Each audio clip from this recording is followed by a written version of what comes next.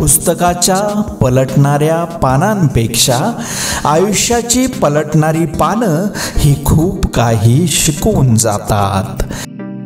ज्या पायांना पूर्वीपासून ऊन, वारा, पाऊस, पाणी यांच्याशी संघर्ष करायची सवयच असते, अशी पावलं शेवटपर्यंत कधीच थकत नाहीत.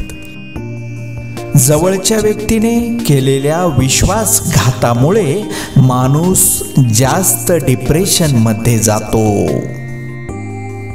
चित्र ही हाताची कृती आहे, पण चरित्र ही मनाची आकृती आहे.